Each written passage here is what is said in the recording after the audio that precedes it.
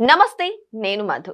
TVK party అధినేత మరి దళపతి, Tamil Nadu hero Vijay గురించి ఎవరికి తెలియకోకుండా అయితే ఉండదు. ఈ మధ్య కాలంలో ఆయన ఎక్కువగా వస సమస్యలతో ఇబ్బంది పడుతున్నట్టు తెలుస్తుంది. మొన్నేమో కరూరులో జరిగినటువంటి ప్రజల మీద జరిగేటువంటి కొన్ని తొక్కిసలాట సంబంధించినటువంటి కొన్ని వివాదాలు కావచ్చు, లేదు అంటే తర్వాత టీవీకే పార్టీకి సంబంధించి విలీనంలో కంటే బీజేపీ విలీనంలోకి సంబంధించింది కావచ్చు, జననాయగన్ మూవీ గురించి కావచ్చు, ఇలా చూసుకుంటూ పోతే అన్ని వివాదాల్లో చిక్కుకుంటున్నారు టీవీకే పార్టీ అధినేత విజయ్.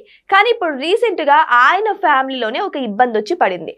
తన వైఫ్ తన నుంచి డివోర్స్ కావాలంటూ కోర్టుకు వెళ్లారంట. సో ఇదంతా నిజమేనా? ఈ రోజు మనం తెలుసుకుందాం. ప్రస్తుతం మనతో పాటు ఉన్నారు సీనియర్ జర్నలిస్ట్ శ్రవణ్ కుమార్ గారు. వారిని అడిగి మరిన్ని విషయాలను తెలుసుకుందాం. నమస్కారం సార్. నమస్తే అండి సార్. ఇక్కడ చూస్తే టీవీకే పార్టీ అధినేత విజయ్ వరుస సమస్యలు ఎదురవుతున్నాయని చెప్పొచ్చు. సో ఇప్పుడు ఆయన వైఫ్ కూడా నాకు డివోర్స్ కావాలంటూ కోర్టుకు వెళ్లారంట. ఇది ఎంతవరకు నిజం సార్? డివోర్స్ కోరుకోవడానికి గల కారణం ఏమంటారు? Vijay Tamil hero super star, మనకు పవన్ కళ్యాణ్ ఎలాగా అక్కడ విజయ్ గారికి ఆ విధమైన క్రేజు. సో అలాగే తను కూడా మన జనసేన పార్టీ పవన్ కళ్యాణ్ ఎలా పెట్టాడో టీవీకే పార్టీ అని ఒకటి స్థాపించి ప్రజలకు ఏదో సేవ చేయాలని తన వంతు ప్రయత్నం చేస్తూ ఆల్రెడీ సేవా దృక్పథంతో చాలామంది విద్యార్థులకు, అనారోగ్యంగా ఉన్న వాళ్ళకి సహాయం చేస్తూ ప్రజల మందును పొందారు.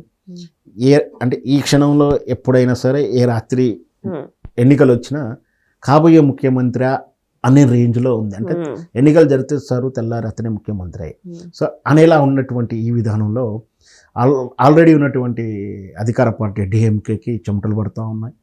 దాంతోపాటు డిఎంకే పార్టీని గద్దె దింపితే ఆల్టర్నేషన్గా మేమేం చెప్పి ప్రయత్నిస్తున్న భారతీయ జనతా పార్టీకి కూడా ఇప్పుడు ఇబ్బందులు వస్తున్నాయి. సో ఈ ప్రతికూల పరిస్థితుల్లో కూడా విజయ్కి పాజిటివ్ వేవ్సే ఉన్నాయి పబ్లిక్లో. అయితే దురదృష్టవశాత్తు ఏం జరిగింది అంటే తన సినిమాకు ఆల్రెడీ మనకు తెలిసిందే కోర్టు పరిధిలోకి నెట్టివేయబడి ఆ సినిమా రిలీజ్ కాకుండా అధికార బలంతో ఆపేస్తున్నారు అనేటి ఆరోపణలు వింటున్నాం. దాంతోపాటు వ్యక్తిగత జీవితంలో ఇబ్బందులు ఇప్పుడు అంటే ఆల్రెడీ రాజకీయ జీవితంలో మీరు అన్నట్టు బహిరంగ సభలో జరిగినట్టు తొక్కిసలాట వల్ల జరిగినటువంటి మరణాల వల్ల ఈయన బాధ్యులు చేస్తూ కేసుల పేరు మీద కొంచెం ఇబ్బంది పెట్టడం, సినిమా ఇతను చివరిసారిగా నటిస్తున్న సినిమాలో రాజకీయ విభేదాలు ఏమున్నాయో, రాజకీయాలు ఏమున్నాయి, ఖచ్చితంగా రాజకీయాన్ని ప్రభావితం చేయాలనే ఉంటుంది ఖచ్చితంగా. కాబట్టి దాన్ని ఆపగలగడానికి శాయశక్తులు చేయడం, ఇట్లాంటి చిక్కులతో పాటు వ్యక్తిగత జీవితంలో, వైవాహిక జీవితంలో ఒడిదడుకులు, అది నిజంగా బాధపడాల్సిన అవసరం ఎవరికైనా సరే. ముఖ్యంగానే సినిమా వల్ల పెళ్ళిలో ఉంటేనే అపనమ్మకం జనాలకి కూడా, ఎన్నాళ్ళు కలిసి ఉంటారులే, విడిపోతారులే, మనకు తెలియదా, ఇన్ని చూడలేదు, ఇది బాగా ఉంటుంది. పైగా ఒకవేళ ఉన్నా కూడా ఈమె ఇంకోరితో ఉంటుంది, ఆయన ఇంకోరితో ఉంటాడు, ఇట్లాంటివన్నీ అపనమ్మకాలే ఉంటుంది, అపోహలే ఉంటాయి. దురదృష్టవశాత్తు విజయ్ గారి వైవాహిక జీవితంలో అట్లాంటిదే జరుగుతుంది. వాళ్ళ వ్యక్తిగత జీవితంలో అతను సంగీత అని పెళ్లి చేసుకుని కూడా 1999 ఆ పీరియడ్లో చేసుకున్నాను అనుకుంటా బహుశా. కానీ వాళ్ళకి ఇద్దరు సంతానం ఉన్నప్పటికీ విజయ్ మీద ఆమెకు ఆరోపిస్తుంది. ఈ మధ్య చాలాసార్లు సోషల్ మీడియాలో కూడా అతనికి అదనపు సంబంధాలు అంటే ఇంకొకరితో సంబంధం ఉన్నట్టు కొన్ని తర్వాత త్రిషతో వచ్చింది, తర్వాత కీర్తి సురేష్ తను వచ్చింది, రకరకాల వార్తలు అయితే వచ్చాయి. బట్ అవి కాదని ఖండించడం కూడా జరిగింది. సో ఎట్లయినా సరే వాళ్ళకి ఏదో మొత్తం మీద కలిసి జీవించడంలో ఏకాభిప్రాయం లేదన్న దృక్పథానికి వచ్చిన తర్వాత డైవర్స్ కోసం కోర్టును సంప్రదించడం జరుగుతుంది ఎవరైనా సరే. కోర్టు కూడా ఏం చేస్తుంటే వర్షన్ వింటుంది, కౌన్సిలింగ్ ప్రయత్నం చేస్తుంది. మ్యూచువల్ డైవర్సా లేదా వాంటింగ్ పర్సన్ ఎలా అడుగుతున్నారు ఏంటి అంటే, వైఫ్ అడిగితే ఎలా ఉంటుంది, హస్బెండ్ అడిగితే ఇంకోలా ఉంటుంది.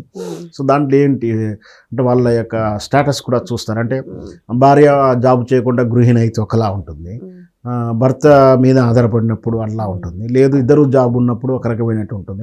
అంటే సమస్యల తీవ్రత ఏంటి, విడాకులు ఇస్తే పర్యవసానం ఎలా ఉంటుంది, ఎందువల్ల సమస్యలు వచ్చాయి, ఇవన్నీ కూడా కోర్టు పరిధిలోకి కౌన్సిలింగ్ టైంలో ఇవన్నీ కూడా వస్తాయి. సో ఇవన్నీ ఇప్పుడు ఇద్దరు కూడా సెలబ్రిటీ అయి ఉండి, ఇద్దరు కూడా ఆర్థికంగా బలంగా ఉన్నప్పుడు, ఇద్దరు వృత్తిపరంగా ఇట్లా సెలబ్రిటీగా ఉన్నప్పుడు వాటి విషయంలో సహజంగా కౌన్సిలింగ్ కూడా పనిచేయవు. జనరల్గా అయితే కౌన్సిలింగ్ కూడా పనిచేయవు. సో అట్లాంటివి వీళ్ళకి తరచూ ఉంటుంది. వ్యక్తిగత ఇమేజ్లు ఎక్కువగా ఉంటాయి, వ్యక్తిగత ప్రెస్టేజ్ కోసం వాళ్ళు ఏదో డైవర్స్ వస్తుంటారు. కాబట్టి కొంచెం నిశ్చితంగా పరిశీలించి టైం ఇస్తారు. టైం తర్వాత తప్పని పరిస్థితుల్లో అప్పుడు కాల్ ఆఫ్ చేస్తుంటారు. మరి సంగీత గారు ఎందుకు డివోర్స్ తీసుకుంటున్నట్టు సార్? ఏమైనా రీజన్స్ ఉన్నాయా? అంటే ఆల్రెడీ పెళ్ళై 2 పిల్లలు ఉన్నారు. పిల్లలున్న ఏ మహిళ కూడా విడిపోవాలి అని అనుకోదు. కానీ ఇలాంటి టైంలో ఇంకా 1 month లో ఎలక్షన్స్ కూడా ఉన్నాయి. సో ఇలాంటి టైంలో ఇలాంటి డిసిషన్ కరెక్ట్ అంటారా? అసలు ఏంటి పెద్ద రీజన్ లేకుండానే ఆమె డివోర్స్ వరకు వెళ్ళింటారంటారా? ఖచ్చితంగా నేను ఆమె పాయింట్ ఆఫ్ వ్యూ, ఒక స్త్రీ పాయింట్ ఆఫ్ వ్యూలో చూసినప్పుడు ఆమెకు స్వేచ్ఛ ఉన్నమాట నేను అంగీకరిస్తూ, ఇంకొకటి ఏంటంటే ఆమెకు ఎంతో మనోవేదన ఉంటే కానీ విడిపోవాలని ఒక బలమైన నిర్ణయానికి వచ్చి ఉంటారు. విడిపోవడం అనేది జనరల్గా మ్యూచువల్ అండర్స్టాండ్ ప్రకారం వెళ్ళడానికి కొంత సందర్భాలు ఉంటాయి. లేదు కోర్టు దాకా వెళ్ళినప్పుడు జటిలమవుతుంది. ఎందుకంటే సమస్య నిజమైనప్పటికీ చాలా విషయాలు చెప్పగలిగినవి ఉంటాయి, కొన్ని చెప్పలేని ఉంటాయి. చెప్పిన వాటి సాక్ష్యాలు ఉండవు. ఎందుకంటే భార్యాభర్తల మధ్య జరిగినాయి కానీ అత్తాకోడల మధ్య జరిగిన విషయాలు కానీ సాక్ష్య రూపంలో చూపించడానికి చాలా కష్టంగా ఉంటుంది. ఇవన్నీ కోర్టు పదిలోకి వెళ్ళినప్పుడు జటిలమైపోతాయి. ఈ మీన్ వేల్లోనే మానసిక వేదనలు కానీ వేధింపులు కానీ జరిగినప్పుడు ఒకరి మీద ఒక ద్వేషం పెరిగితే ఇక విడాకులు నువ్వు కోరుతున్నావు కాబట్టి నీవు కోరినప్పుడు నేను ఇవ్వను, ఎప్పుడు ఎట్లా ఇస్తానో అప్పుడు ఇస్తాను అని చెప్పి వాళ్ళు పెండింగ్ పెట్టాలి. ఇట్లంతా కూడా అంటే సమస్య చిన్నదాంతో పోయి పెద్దగా అవుతుంది. సరే ఆమె అయితే ఇంతవరకు అయితే ఆరోపించే దాంట్లో విజయ్కి వేరే సంబంధాలు ఉన్నాయని చెప్పడం మాత్రమే ఒకటి. కోర్టులో ఏం పిటిషన్ వేసింది, మనకు కొట్టాడనో తిట్టాడనో ఆత్మగౌరవం ఇచ్చలేదనో లేదా సిగరెట్ పెట్టి కాల్చానో ఏదో ఉంటాయి రీజన్స్. కోర్టులో ఎలా ఏం చెప్పిందో మనకు తెలియదు. మొత్తం మీద 2 పిల్లలు పుట్టిన తర్వాత విడిపోవడం ఎంత కరెక్టో, మళ్ళీ తిరిగి ఎంత కలిసి ఉంటే బాగుంటుంది అనే పాయింట్ ఆఫ్ వ్యూ ఆలోచించుంటే ఇంత దాకా ఏ సంబంధాలు కూడా రావు. సో అంటే ఇక్కడ జరుగుతుంది ఏంటంటే వాళ్ళ మీద అభిప్రాయ భేదాలు వచ్చిన వాటికి అభిప్రాయ భేదాలు కౌన్సిలింగ్లో కూర్చోబెట్టి మాట్లాడేటువంటి పెద్దరికాలు ఉండకపోయి ఉండవచ్చు, లేదా వినే స్థాయి కూడా దాటిపోయి ఉండవచ్చు. ఈ పరిస్థితుల్లో ఒక రాజకీయ నాయకుడిగా రాష్ట్రాన్ని ముఖ్యమంత్రి అవుతున్న తరుణంలో వ్యక్తిగత జీవితంలో ఇలాంటి జరుగుతున్నప్పుడు కొంచెం మైనస్ అవుతున్నప్పుడు అతను మంచితనం కోరి ఉన్నదైతే ఈమె మంచి అయి ఉంటే ఈ టైంలో దాన్ని హోల్డ్ ఆన్ చేసి ఉంటే బాగుంటుంది. లేదు అంత ఈమె కన్నా నన్ను ఇంకా నష్టపెట్టాడు కాబట్టి నాకు దొరికాడు కాబట్టి ఆయనకి ఇంకా నష్టపెడతానని ఏమనుకుంటుంటే మనం చేసేది ఏం లేదు.